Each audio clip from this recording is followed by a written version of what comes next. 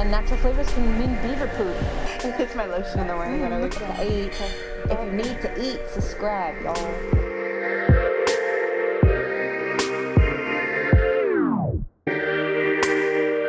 So since we're in Reggio Emilia, we said we have to break bread over something very traditional of the area that you will only find in Reggio Emilia. It's called erbazzone, and it is traditionally made with the strutto, the lard of the pig, Which I bathe in. It's my lotion in the morning when I wake up. This is a pie made with a pie, like a savory cake, a savory torta made with bietole, which is Swiss chard and spinach, and of course parmigiano reggiano because we are in Reggio Emilia, and of course a caffè because every good Italian breakfast starts with caffè. I don't know, is it sacrilegious to do it? I was just thinking that, but maybe no. We're just okay. Maybe we just drink it. We just drink it and enjoy. I'm gonna be honest, it's hard for me to have food in front of. I was like, and not be tempted to. Shall we break some erbazzone? We should. I literally eat this every single morning. She does. She always sends me photos and photos. One of my favorite dishes is torta di spinaci that my mama makes. Incredibile. The food in the U.S. I don't want to speak for you, but we have had multiple conversations. It's something that is really questionable and just not up to standards as it is in Europe. Well, I think it's also like, for me personally, I was just so sick of feeling sick. Like I got sick 2 years ago, and my entire like diet had to change. Like everything about my life had to like just flip upside down, and I started just reading ingredients for the first time. Like because we're very lucky to have grown up in Italian, in homes where cooking and fresh meals were so important. Home-cooked meals for lunch and for dinner every day. And like we were very fortunate. We are very fortunate. That is definitely a traditional Italian way to go about it. It does not happen in the States. Exactly. And so it was not the situation with many of my friends. Yeah. And when I started living on my own, I just like ate whatever there was. Like I didn't look or anything. Then when I got sick, I started reading ingredients, and that's when I was forced to like just wake up a little bit. That's when I realized like even the veggie burgers that I was getting, like it's written on the package like healthy, good for you. Well, greenwashing. Yeah, that's exactly. the term in the States is greenwashing for all this light, fat-free, healthy. They pretty much can throw any words onto a box, and it's legally accepted by. And those ingredients, like I couldn't pronounce a single one. The furthest thing from healthy. There was not a single vegetable.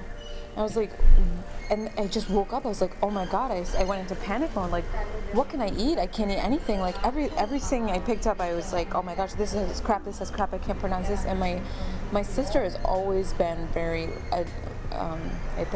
very like aware of these things, of these ingredients, and she's always been a very, very healthy person. I just always looked at it from afar, and so she really helped me open my eyes. She's a nutritionist, no? No, she totally could be. How do you think people can be better consumers?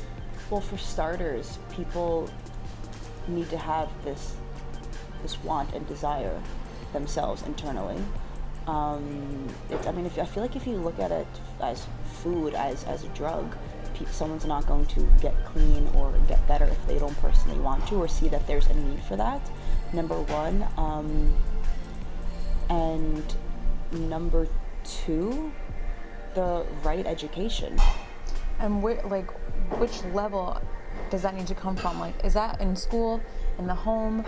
Is that, because there's so many different. For me, it starts with the parents. It starts with the parents, but the parents don't know this is the problem. Exactly. We maybe know a tiny bit more because of how we were brought up, but most Americans. But I find myself teaching my mother. Most Americans don't know. I mean, another discussion then is American food. That we were talking about. What is American food? Yeah. What is American food? A corn dog? That makes me so sad to think about. Like, Americans are maybe not known for being proud. Like Italians are proud of their food. That's how they identify. Americans maybe identify for a different thing. But I think there's nothing wrong with that. No. But we're bringing it up because it's health and a quality of life. Exactly. I guess I hate the treat yourself kind of like, if you want it, have it. My grandmother always said, and I believe this 10,000%, everything in moderation. If I want a piece of cake, I have a tiny piece of cake. I taste it. She's good with that stuff. I'm really, like, it satisfies She's good with that me. stuff.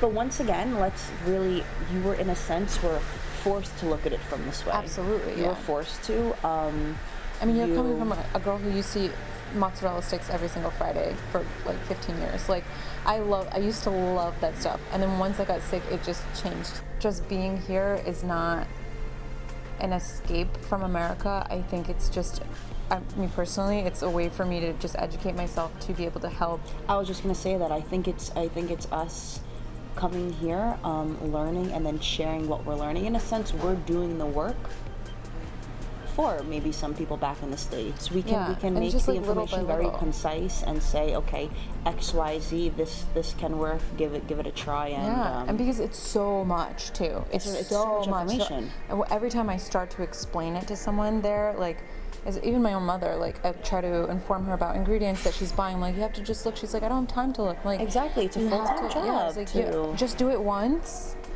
and then you know what to get. And from an educational food standpoint, like, I think Americans, I think it would help just to start somewhere. Like, and I think it's just overwhelming where to start because there's so much information and you don't know what's true, what's not. To start. like spark. Let's do it like a spark notes. To start changing the way you look at food, packaged products specifically, because I know America's very, like, easy, grab, go. Like, I don't eat packaged food. Nothing I eat is packaged. She doesn't. She's really, really good with it. The only thing I eat that's packaged is Parmigiano Reggiano, and it's sottovuoto, fresh at the caseificio. The things I look for are the sugars. Sugar's huge. So much sugar.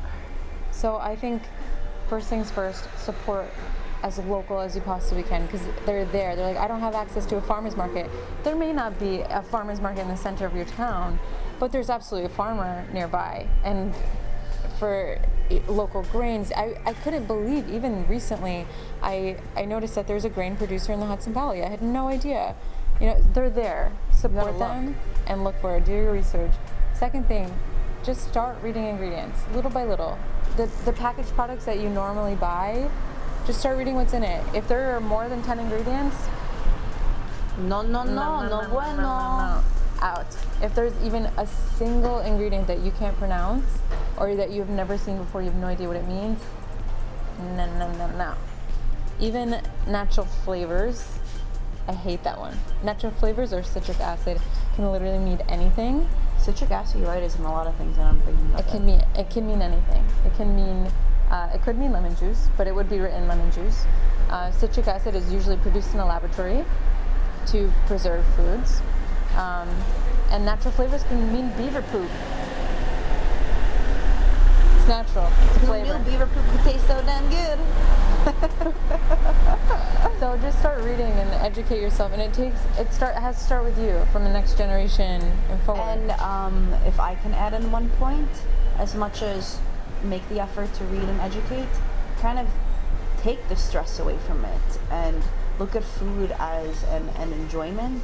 Thank you so much for joining us in our breaking Ervazzone in Reggio Emilia, and hearing us out on all of our preachy opinions about Just touching base, touching on these topics, and then we could dive deeper into them. yes, and we've got a lot to say, so we're very And a lot to eat. and a lot to eat, a lot of bread to bake. course. So we're so excited to continue doing this, and we'll see you on the next episode. Alla prossima. Grazie, guys. Ciao.